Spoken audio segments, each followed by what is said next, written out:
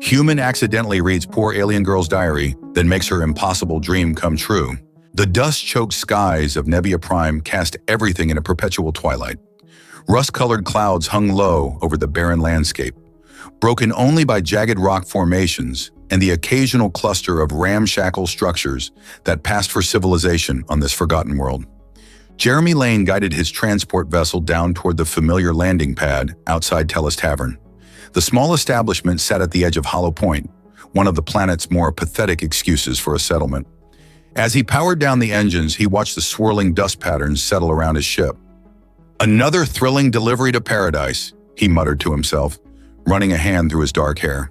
The cargo hold contained the usual supplies: preserved food, water purifiers, basic medical equipment, and a few luxury items that fetched absurd prices in this resource-starved hellhole. Jeremy had been making this run for nearly a year now, part of his contract with the Interstellar Aid Initiative. The pay was decent, and the route was relatively safe compared to some of the frontier worlds. But if he was honest with himself, there was another reason he never requested a transfer. As he descended the ramp, cargo hovercart in tow, he spotted a flash of movement in one of the tavern's upper windows, a glimpse of silver blue hair quickly disappearing behind a tattered curtain. He smiled to himself. Elia, the tavern owner's daughter. The establishment's door creaked open as he approached, revealing Tella herself, a weathered alien woman with the same blue-tinted skin as her daughter, though hers had faded to a dull gray with age. "Right on time, Earthman," she croaked, her translator device giving her voice a metallic edge. "Beginning to think the Authority finally shut down your routes." Jeremy shrugged. "They're too busy squeezing the mining colonies to care about a backwater like this." "Backwater?" Tella's four eyes narrowed. "Show some respect. This backwater pays your bills." "Sorry," he said, though they both knew the routine by now. This was just how they communicated, gruff words hiding a grudging, mutual respect. He followed her inside, pulling the hovercart behind him. The tavern was nearly empty, as usual. A few locals hunched over drinks, their diverse alien anatomies all sharing the same defeated posture. The air smelled of cheap alcohol and something vaguely sulfuric. "Where do you want these?" Jeremy asked, gesturing to the supplies. "Storage room, same as always." Tella moved behind the bar, already tallying what she owed him. As Jeremy navigated toward the back room, he caught sight of Elia emerging from the staircase. She froze when she saw him, her large, expressive eyes widening. Unlike her mother, her blue skin still held a vibrant sheen, and her silver blue hair fell in waves past her shoulders. She wore a simple pale tunic, frayed at the edges but meticulously clean. "Hello, Jeremy," she said softly, her translator giving her voice a melodic quality that her mother's lacked. "Hey, Elia." He smiled, noting how she seemed thinner than last week. "I brought something for you." Her eyes lit up, though she quickly glanced toward her mother, who was busy arguing with a patron over their tab. Jeremy reached into his jacket pocket and pulled out a small package wrapped in actual paper. A luxury on most worlds, unheard of on Nebula Prime. He handed it to her, their fingers brushing briefly. "What is it?" she whispered, already carefully unwrapping it. "A book, real paper, from Earth." Inside was a small, leather-bound volume of poetry. Elia ran her fingers over the cover with reverence. "It's beautiful," she breathed, "but I can't read your language." "There's a translation chip embedded in the spine," Jeremy explained. "Just press here." When she did, tiny holographic translations appeared above each word, her face transformed with wonder. "Thank you," she said, clutching the book to her chest. "I'll hide it with the others." The others were the small collection of Earth items Jeremy had brought her over the months. A music player, a holographic terrarium showing Earth landscapes, a scarf made of real silk, small windows to worlds beyond her own. "Elia!" Tella's sharp voice cut through their moment. "The storage inventory needs checking." Elia's shoulders slumped slightly. "Yes, Mother." She gave Jeremy one last grateful look before hurrying away, the book carefully concealed in her pocket. Jeremy finished unloading the supplies, collected his payment, and headed back to his ship. As always, he felt the pull to stay longer, to learn more about the quiet alien woman whose eyes followed him whenever he visited. But contracts were contracts, and he had 3 more stops before he could head back to the station. As his ship lifted off, he glanced back at the tavern. There she was, watching from her window again. He raised his hand in farewell, and after a moment's hesitation, she raised hers too. Next week, he promised himself. Next week, he'd bring something even better. Jeremy's transport vessel cut through Navia Prime's dusty atmosphere a week later, right on schedule. As he approached Hollow Point, something felt off. The usual signal beacon from Tella's tavern wasn't broadcasting. Unease settled in his gut as he guided his ship down to the landing pad. The tavern stood silent, its windows dark. No patrons lingered outside. No delivery drones hovered nearby. Just stillness and dust. "What the hell?" Jeremy muttered, grabbing his emergency kit before disembarking. The tavern door wasn't locked, unusual for business hours. Inside, the main room was empty, chairs upturned on tables as if closed for the night. The air held a strange heaviness. "Elia!" he called out, his voice echoing. "Tella?" A soft sound came from upstairs, a muffled sob. Jeremy took the stairs two at a time, his hand instinctively moving to the stunner at his hip. The upper hallway was dim, lit only by the gray light filtering through a small window. "Elia?" he called again, softer now. The door at the end of the hall opened, and Elia appeared. Her silver-blue hair hung limp around her face, which was streaked with tears that left pale tracks on her blue skin. Her large eyes, usually bright with quiet intelligence, were swollen and dull. "Jeremy," she whispered, her voice breaking. "She's gone." He didn't need to ask who. The grief etched into every line of Elia's body told him everything. Tella, the tough old tavern keeper who'd survived decades on this unforgiving world, had finally met the one opponent she couldn't outlast. "When?" he asked gently, closing the distance between them. 3 days ago." Elia's shoulders trembled. "It was quick." "Her respiratory system. The doctors said it was the dust. Years of it." Jeremy reached out, hesitating only briefly before pulling her into his arms. She stiffened momentarily. Physical contact between their species wasn't common, but then collapsed against him, her slender frame shaking with silent sobs. "I'm so sorry," he murmured, one hand awkwardly patting her back. Her skin felt cooler than a human's, smooth like polished stone beneath the thin fabric of her tunic. "I didn't know how to contact you," she said against his chest. The communications terminal was in her name. The authority shut it down immediately after. Of course they did, Jeremy thought bitterly. The Galactic Authority was notorious for its bureaucratic cruelty, especially toward non-citizens on fringe worlds. "What will you do now?" he asked when her trembling had subsided somewhat. Elia pulled back, wiping her eyes with a dignity that squeezed something in his chest. "The tavern belongs to me now." Mother made sure the paperwork was in order. But she glanced around the small room, which contained little more than a narrow bed and a chest of drawers. "The authority has tripled the operating tax for establishments under new management. I can't afford it." Jeremy swore under his breath. Typical authority tactics: squeeze until there was nothing left, then claim the property for public use, which usually meant selling it to the highest corporate bidder. "You can't stay here alone," he said finally. "Gather whatever you need." "You're coming with me." Her eyes widened. "What?" "I can't leave. The authority—" "We'll have your tavern either way," Jeremy finished for her. "At least this way you'll be safe while we figure something out." Elia hesitated, then moved to the chest of drawers. From the bottom drawer, she removed a small, worn book. Not one of the gifts he'd brought her, but something older, its cover faded and soft with age. "My personal journal," she explained, clutching it to her chest. "Everything else I can leave behind." Jeremy nodded, understanding the value of memories when material possessions were scarce. "Pack some clothes too. It'll be a few days before we reach my place." While Elia gathered her meager belongings, Jeremy went downstairs to secure the tavern. He was locking the back entrance when he spotted movement outside, the unmistakable silhouette of an authority patrol vessel approaching. "Shit," he hissed, racing back upstairs. "Elia, we need to go. Now." She looked up from the small bag she was packing, alarm spreading across her features. "What's wrong?" "Authority patrol, probably coming to assess the property." He grabbed her bag with one hand, her arm with the other. "Is there a back way out?" Elia nodded, leading him to a narrow service staircase. They descended quickly, emerging in the alley behind the tavern, just as the patrol vessel's landing lights illuminated the front entrance.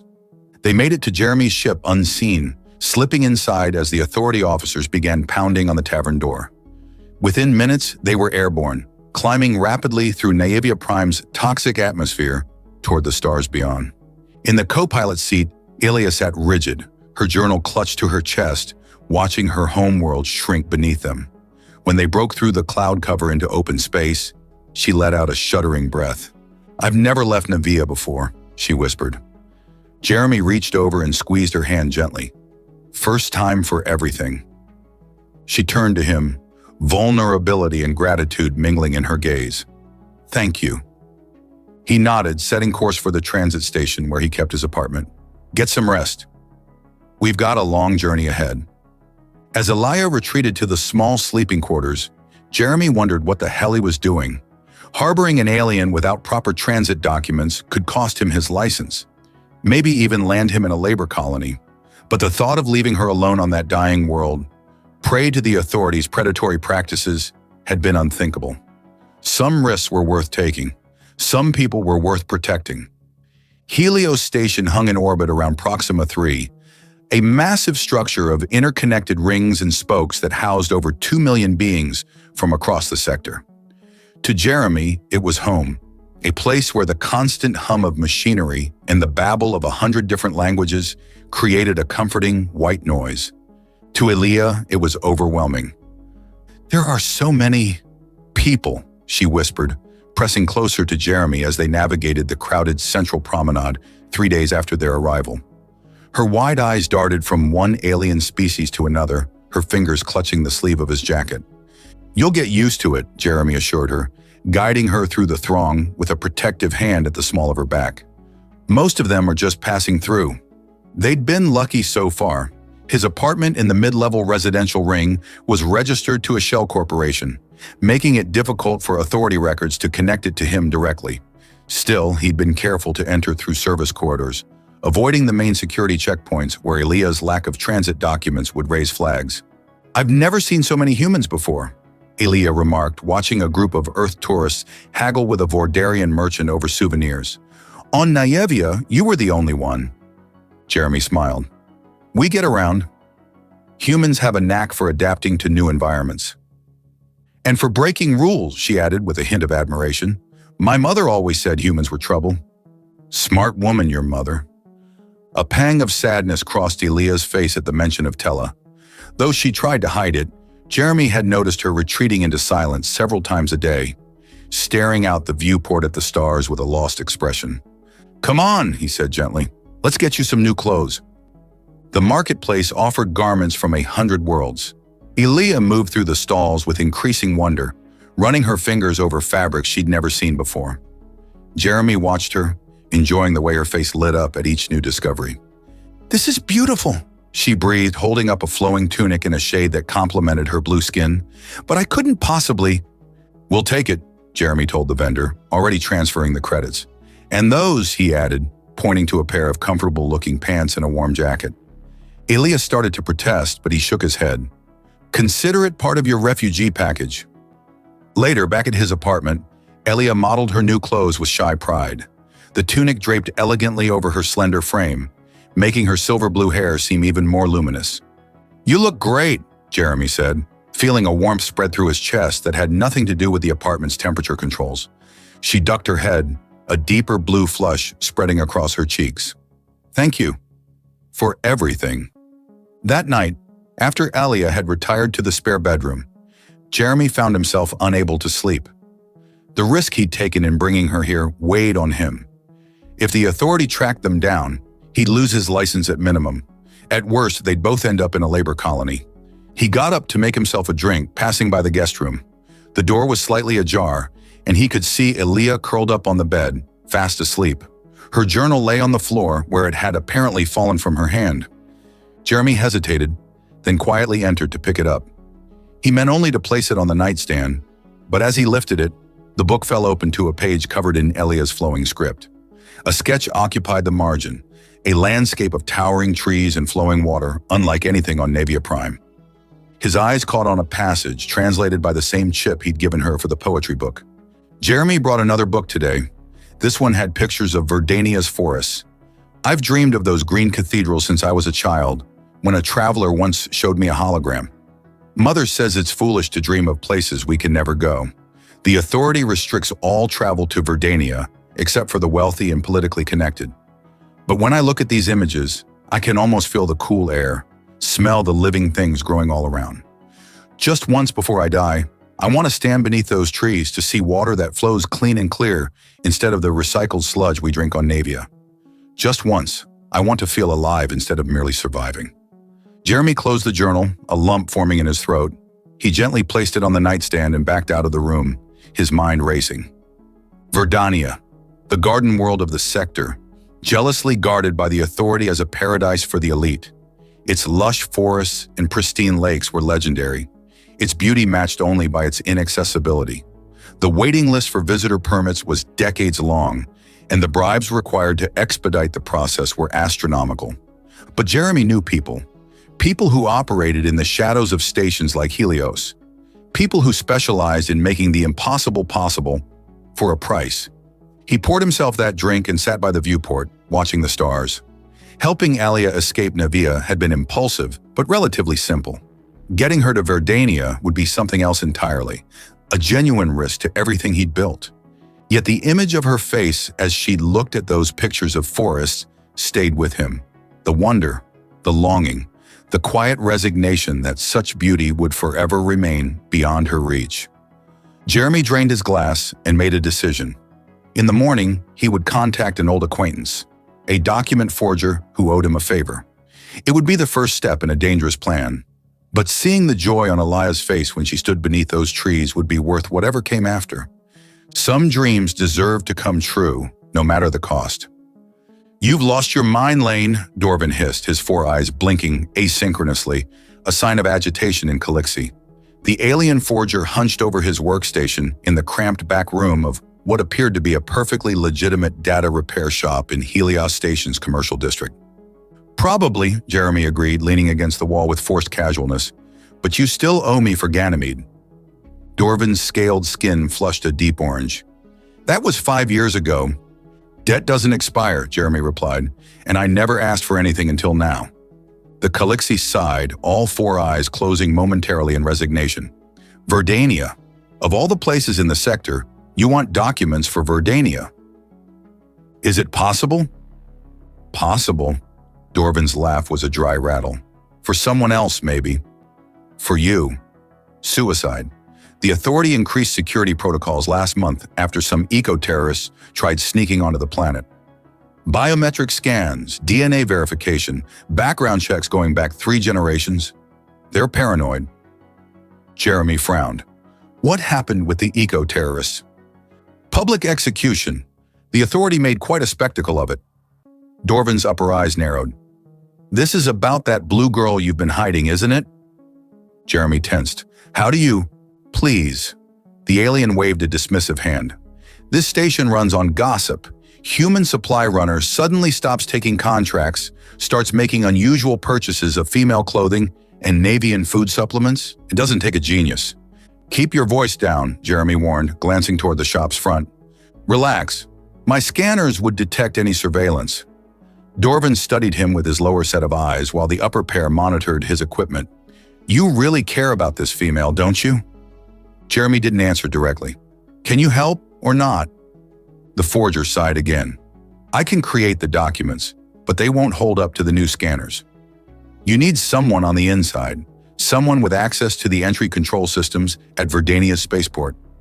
"Like who?" "Like your old friend Commander Hale." Jeremy stiffened. "Diane? She's on Verdania?" "Running security operations at the northern spaceport." Dorvin's mouth twisted into what passed for a smile among his species.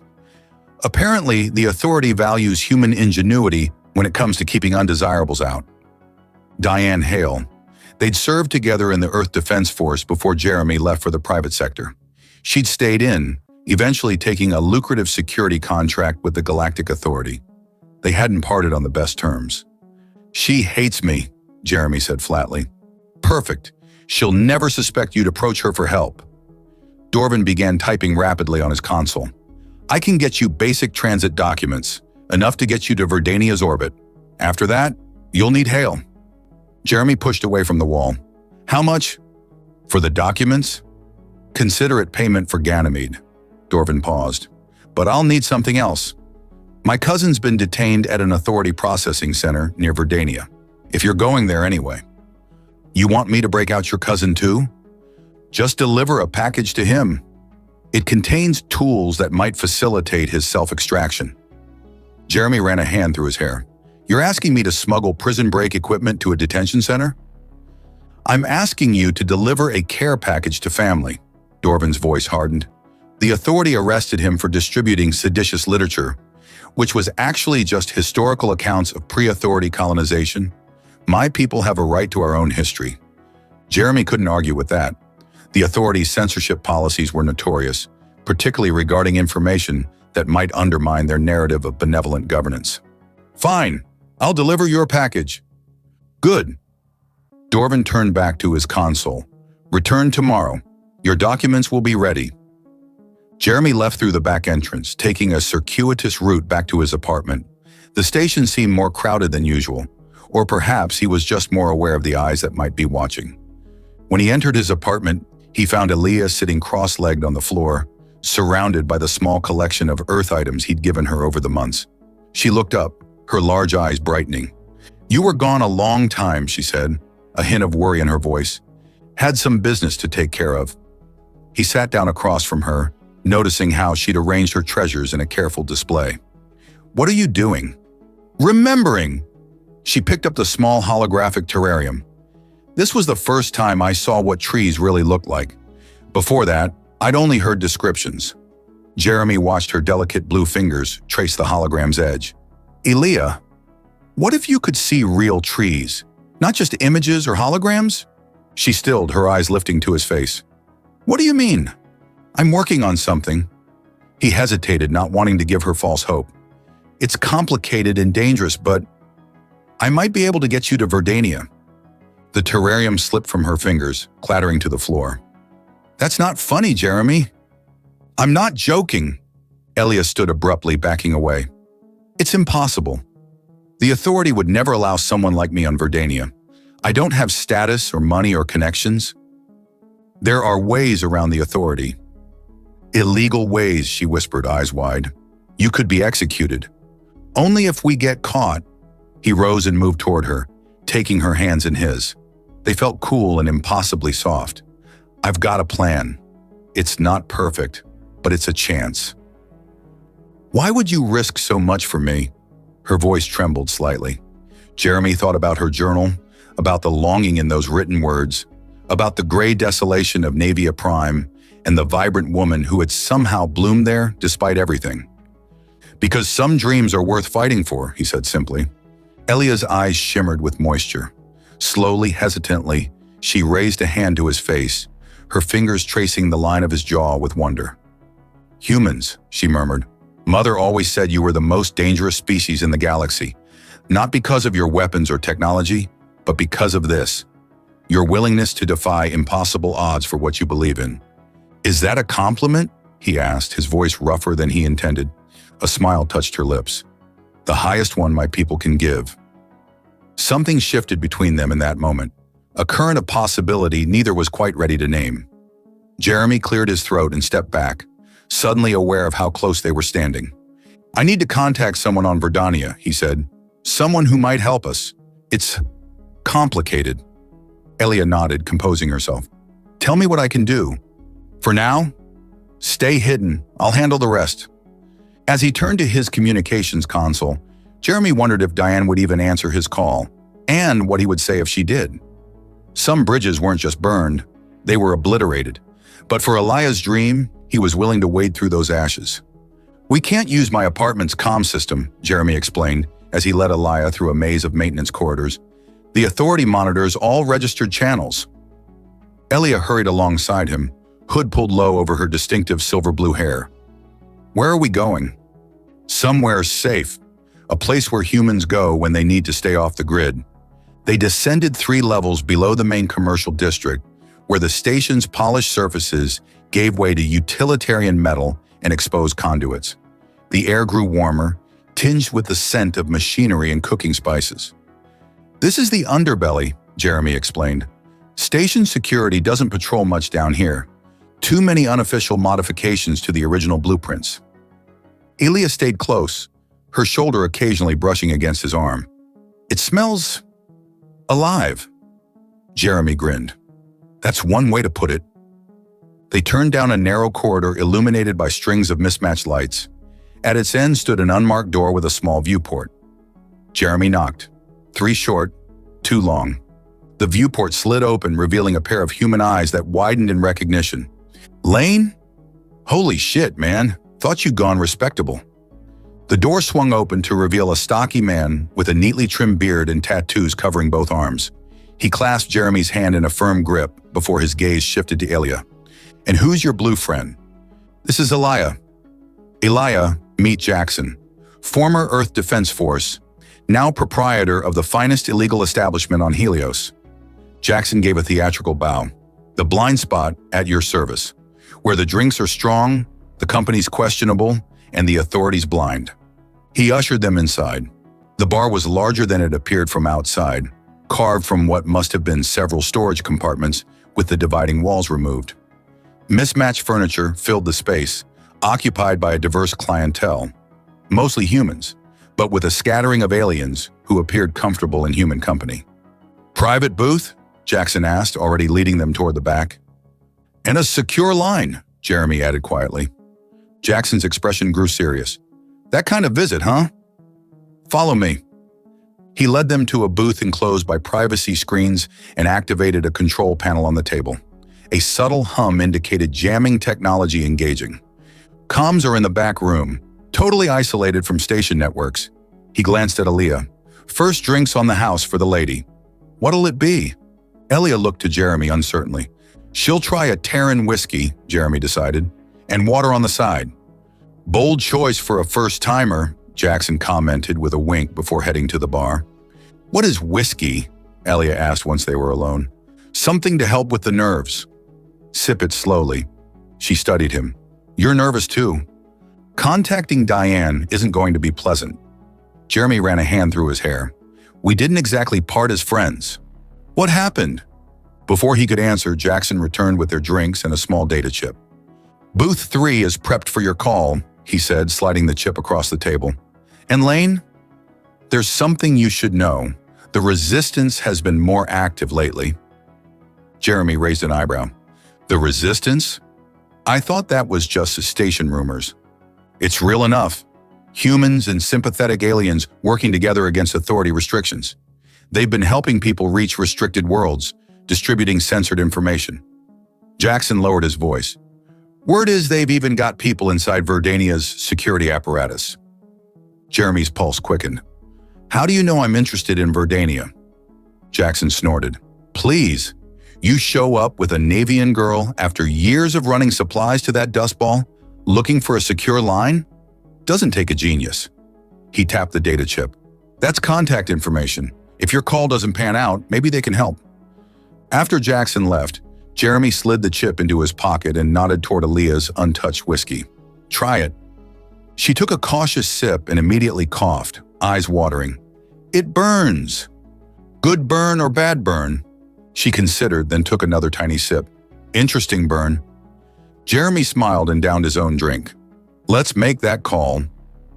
The back room was small but well-equipped, with communication technology that looked military-grade. Jeremy input the secure channel codes he'd memorized years ago, hoping Diane hadn't changed them. The screen remained blank for so long he thought she wouldn't answer. Then it flickered to life, revealing a woman with sharp features and close-cropped gray hair. This channel is restricted to... She stopped, recognition dawning. Jeremy Lane. I should have known only you would have the audacity to use this line. Hello, Diane. You're looking well. Cut the crap. What do you want? Jeremy leaned forward. I need your help. Diane's laugh was cold. That's rich. After what happened on Europa, you have the nerve to ask for my help. This isn't about us. It never is with you, is it? Her eyes flicked past him, spotting Elia, who stood nervously in the doorway. I see. Another of your rescue projects? Jeremy tensed. It's not like that. It's exactly like that. You always did have a savior complex. Diane's expression hardened. Whatever you're planning, I want no part of it. Before you disconnect, you might want to know about the Authority supply skimming operation I uncovered on Navia Prime. Diane paused, her finger hovering over the termination control. What skimming operation? Medical supplies meant for the civilian population being diverted to private Authority estates. I've got documentation, shipping manifests, falsified delivery confirmations, even surveillance footage of Authority officials selling medications on the black market while people died from treatable conditions. Why bring this to me? Because despite everything, I know you still believe in doing what's right. The Diane Hale I knew wouldn't stand for this kind of corruption. Something flickered in her eyes, a hint of the idealistic officer she'd once been. Send me the evidence. I'll look into it. And in return, she sighed. What exactly do you need? Access to Verdania just for a few days. Impossible. Security's tighter than ever after the infiltration attempt. I heard. But you're head of security at the Northern Spaceport. You could get us through. Diane was silent for a long moment. Send me the evidence first. Then we'll talk. The screen went dark. Jeremy exhaled slowly, turning to Ilya. That went better than expected. Will she help us? Maybe. If the evidence convinces her. He patted the data chip in his pocket. And if not, we've got a backup plan. As they returned to the main bar, Jeremy noticed several patrons watching them with newfound interest. Jackson caught his eye and gave a subtle nod toward a human woman sitting alone in the corner. Looks like the Resistance found us before we found them, Jeremy murmured. Ilya's fingers found his, squeezing gently. Is that good or bad? We'll find out, he squeezed back, surprised by how natural it felt. But one way or another, we're getting you to those forests. 3 days after their visit to the blind spot, Jeremy's comm unit chimed with an encrypted message. He'd been pacing his apartment, waiting for Dorvin to finish the forged documents, while Elias slept in the guest room. The message was brief. Evidence verified. Limited assistance possible. Northern diplomatic reception, 48-hour window. Details follow. -DH. Jeremy let out a breath he hadn't realized he was holding. Diane had come through. The details outlined a precise plan. In 2 days, Verdania's Northern Spaceport would host a diplomatic reception for trade representatives from across the sector. Security protocols would be temporarily modified to accommodate the influx of visitors. Diane could register them as support staff for the Earth delegation, Jeremy as security personnel, and Ilya as a cultural liaison for the Proxima sector.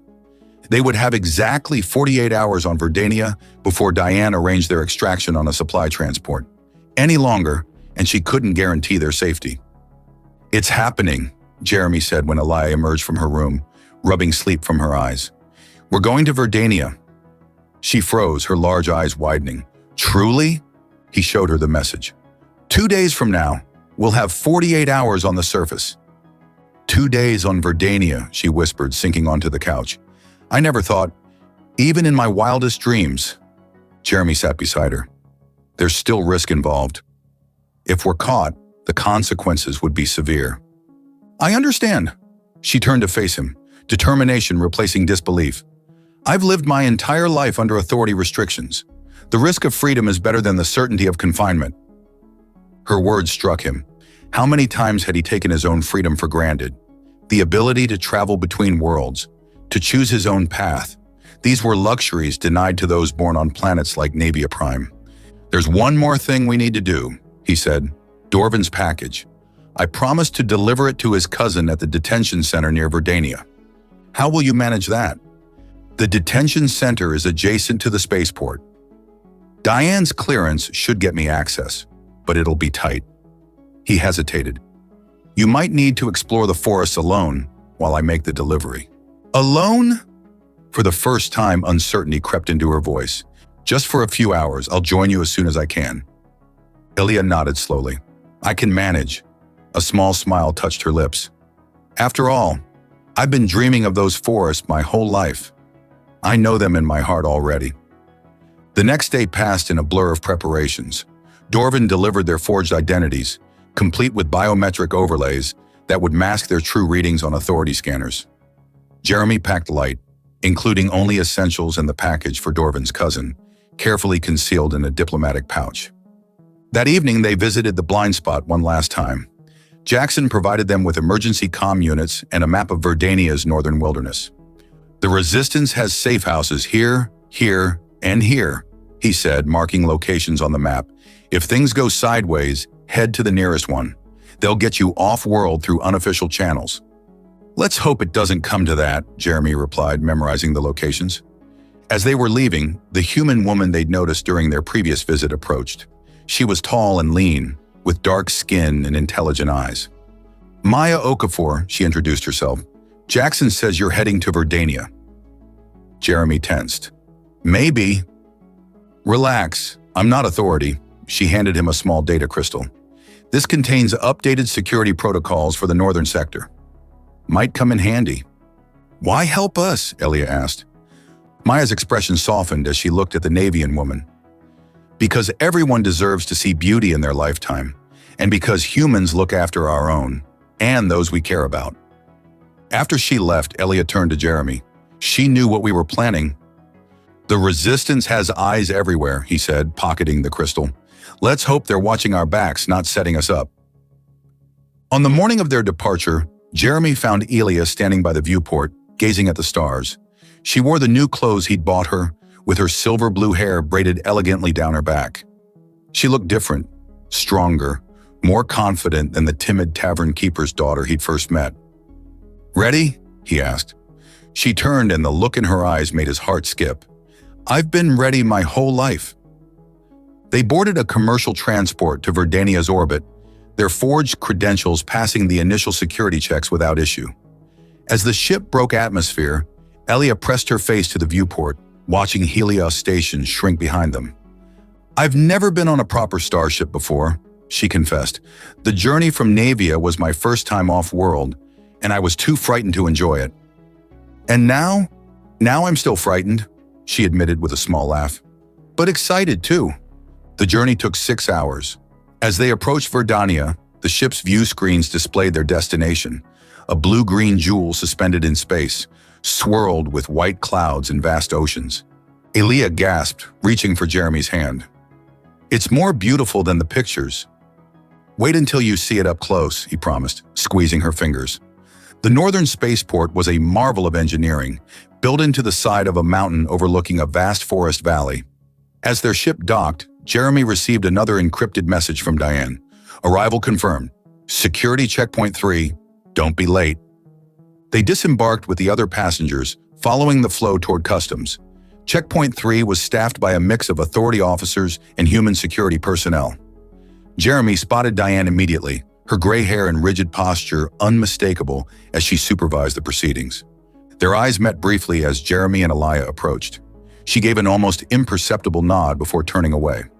"Credentials," demanded the authority officer, a Vordarian with mottled green skin. Jeremy presented their forged documents. The officer scanned them, frowning at his display. "Purpose of visit?"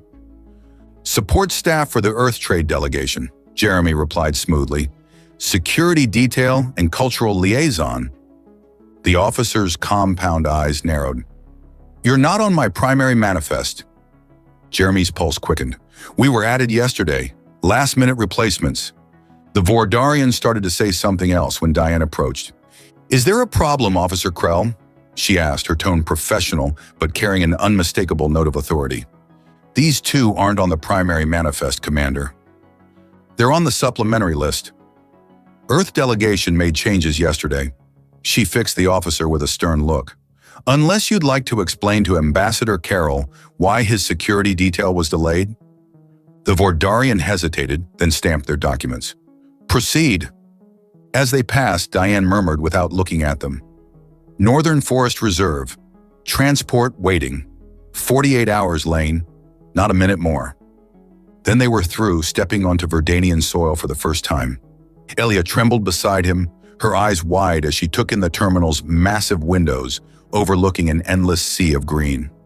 Sunlight filtered through actual glass, not the synthetic substitutes used on stations, casting everything in a warm, natural glow. "We made it," Jeremy whispered, hardly believing it himself. Elia's eyes shimmered with unshed tears. "Thank you," she said simply. the words containing a universe of emotion. They had 48 hours. It wasn't much time, but for now it was enough. The transport dropped them at the edge of the Northern Forest Reserve, where ancient trees stretched toward the sky like living skyscrapers. Sunlight filtered through the canopy, creating dappled patterns on a forest floor carpeted with ferns and wildflowers. Aaliyah stood frozen, overwhelmed by the sensory experience. The air was thick with moisture and the scent of growing things, so different from Nivea's sterile dust or the recycled atmosphere of Helios Station. "It's real," she whispered, reaching out to touch the rough bark of the nearest tree. "All of it's real." Jeremy watched her, savoring her wonder. "We have about 6 hours before I need to make the delivery to the detention center. The whole forest is yours until then." She turned to him, eyes shimmering. "I don't even know where to begin." "Begin by breathing," he suggested. "Really breathing." She closed her eyes and inhaled deeply, her chest rising as she filled her lungs with Verdania's oxygen-rich air. When she exhaled, her entire body seemed to relax, as if shedding years of tension. "It tastes sweet," she marveled. They followed a winding trail deeper into the forest. Elia stopped constantly to examine plants, insects, and the occasional small animal that crossed their path. Her journal, the same one Jeremy had read that fateful night, was soon filled with quick sketches and observations. "My mother would never believe this," she said as they reached a clearing where a small stream tumbled over moss-covered rocks. "She always said dreams were dangerous things, that they only led to disappointment." "Some dreams are worth the risk," Jeremy replied, thinking of all they'd overcome to reach this moment. Elia knelt by the stream, trailing her fingers through the clear water. "In my entire life on Nivea, I never saw water that wasn't rationed or recycled." She looked up at him, her expression suddenly vulnerable. "Why did you do all this for me, Jeremy?" "The truth." He sat beside her on a fallen log. "Because when I read your journal, I saw something I recognized. The longing for something more, something beautiful." He paused. "And because I could. Not everyone can make dreams come true, but when you can, I think maybe you should." She leaned against him, her head resting on his shoulder. "Humans are remarkable creatures. We have our moments." They spent hours exploring the forest, eventually reaching a ridge overlooking a vast valley where a lake gleamed like polished glass. Mountains rose in the distance, their peaks dusted with snow despite the warm season. "I need to head to the detention center soon," Jeremy said reluctantly. "Will you be okay here alone?" Elia nodded, still gazing at the view. "I'll stay right here until you return." I could look at this forever and never tire of it. Jeremy checked his comm unit. "I should be back in 2 hours, 3 at most." He left her there, perched on a sun-warmed rock with her journal open on her lap, looking more at peace than he'd ever seen her. The detention center was a stark contrast to the natural beauty surrounding it. A utilitarian complex of gray buildings surrounded by high-security fences. Jeremy approached the main gate, Dorvan's package concealed in his jacket and his forged security credentials at the ready. The guard, a bored-looking human, barely glanced at his ID before waving him through.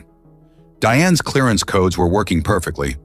Finding Dorvan's cousin proved simple enough. The Galaxy was in a minimum security section, his orange-scaled skin standing out among the other detainees. "From Dorvan," Jeremy murmured as he passed over the package during the authorized visitation period. The Galaxy's 4 eyes widened slightly. "You took a great risk coming here. Consider it a favor between friends." The alien studied him. "You're the human helping the Navian girl, aren't you?" Word travels fast among the oppressed. Jeremy tensed. "What do you know about her?" "More than you might think." The Galaxy glanced around before lowering his voice. "I was an archivist before my arrest. I specialized in pre-authority settlement records. And the name Tella means anything to you? The girl's mother?" Jeremy nodded slowly. "I thought so. Her family name was once prominent on Verdania, before the authority purged the records. The Navians weren't always confined to that dust ball. Many were original settlers here, before the authority decided Verdania was too valuable for lesser species." Jeremy's mind raced. "Are you saying Elia has legitimate claim to be here?" "With the right documentation, yes. Documentation that still exists in the Central Archives." The Galaxy tapped the package. Dorvin didn't just send me tools. He sent me a data retrieval program. I can access those records. Why would you help us? The alien's mouth twisted in what might have been a smile. Because humans aren't the only ones who appreciate justice. And because I've been looking for a way to make the authority pay for what they've done to my people. Before Jeremy could respond, alarms blared throughout the facility. Guards rushed past the visitation area, heading toward the administrative section. What's happening? Jeremy asked a passing human guard. Security breach in the Resource Management Division, the guard replied hurriedly. Some kind of data leak. Jeremy seized the opportunity. I need to see what's going on. Security protocol. The guard nodded, too distracted to question his authority, and Jeremy followed the flow of personnel toward the commotion. The Resource Management Division was in chaos. Displays showed maps of Verdania with large sections of the Northern Forest Reserve highlighted in red. Jeremy edged closer to one terminal, reading the text scrolling across the screen. Operation Timber, Phase 1, clearing to begin in Sector 7A. Resource extraction estimated at 300% return on investment. Indigenous species relocation complete by next quarter. They were planning to destroy the forest, Elia's forest, the very paradise she'd dreamed of her entire life. A senior authority official, a Vordarian with elaborate rank markings, was shouting orders. Lock down all terminals! Find the source of the leak! Jeremy slipped away, his mind working furiously. He needed to get back to Elia, but he couldn't leave without evidence of what he'd discovered. Using the security clearance Diane had provided, he downloaded the operation plans to his comm unit. As he hurried back toward the forest, he contacted Diane on their secure channel. We've got a problem, he said when she answered. They're planning to clear-cut the Northern Reserve. Her face remained impassive, but her eyes hardened. I know. Why do you think I agreed to help you? The authority has gone too far this time. What can we do? We've only got about 30 hours left before extraction. Make them count, Lane. I've sent the plans to every environmental protection agency in the sector, but we need public outrage to stop this. Get your girl's story out there. The Navian whose ancestors were driven from Verdania, returning to see her homeland before it's destroyed. Humans love that kind of narrative. Jeremy reached the ridge where he'd left Elia, finding her exactly where he'd promised to return. When she saw his expression, her smile faded. What's wrong? He told her everything, the forest's imminent destruction, her family's connection to Verdania, and Dorvin's cousin's offer to help prove her claim. My family came from here, she whispered, looking around with new eyes. That's why I've always felt drawn to this place. It's your heritage, Jeremy said, and it's being threatened. Determination replaced shock on her face. Then we fight for it. Over the next day, they worked tirelessly. Elia recorded her story, her life on Navia, her mother's tales of a better world, her dreams of forests she'd never seen, but somehow remembered in her bones. Jeremy added the evidence of the authorities' plans, careful to credit Diane anonymously. With help from the resistance contacts Maya had provided, they broadcast Elia's story across the sector. The response was immediate and overwhelming. Protests erupted on multiple worlds. Human environmental organizations pledged support. Even some authority officials publicly questioned the clear-cutting plans. By the time their 48-hour window was closing, news arrived that the authority had temporarily suspended Operation Timber pending review. It won't stop them forever, Diane warned during their extraction, but it buys time. Time is all we need, Jeremy replied, showing her the documentation Dorvin's cousin had provided. Proof of Elia's ancestral claim to Verdanian citizenship. 3 months later, Jeremy stood on the same ridge where Elia had first beheld the valley. The difference now was the small dwelling being constructed nearby. Elia's new home on her ancestral land, granted by the Verdanian Repatriation Act that had been hastily passed after the scandal. Elia emerged from the trees, her silver-blue hair adorned with wildflowers. She looked different now, confident, radiant, at home in a way she'd never been on Navia. The construction crew says it'll be finished next week, she said, joining him at the overlook. Though I'm still not sure why you insisted on 2 bedrooms. Jeremy smiled. I thought you might want company sometimes. She took his hand, her cool fingers twining with his warm ones. I was hoping for more than sometimes. Are you asking me to move in with you, Elia? I'm asking you to build a new dream with me. She gestured toward the valley. My impossible dream came true because of you. Now I want to help others do the same. The Verdanian Repatriation Act had opened doors for other displaced species to reclaim their heritage. Already, small communities of Navians and others were forming, bringing diversity back to Verdania's carefully controlled ecosystem. I'd like that, Jeremy said, pulling her close, though I might need to make supply runs occasionally. There are other taverns out there, other dreams waiting to be discovered. As long as you always come back to this one, she murmured, rising on tiptoes to press her lips to his. Below them, the forest stretched endlessly, ancient and new all at once. A dream made real, a future taking root.